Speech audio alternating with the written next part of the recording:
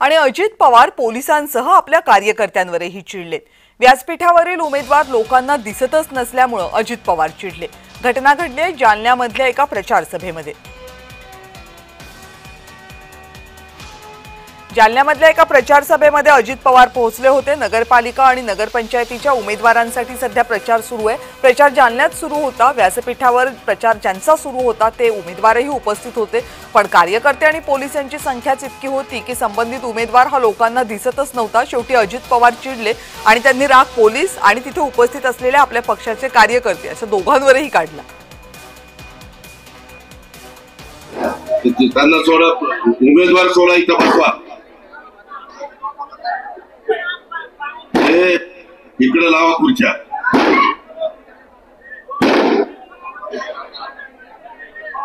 उमेदवार सगळीकडे या पुढं, तुला कळत काढा कुठे कार्यकर्ते।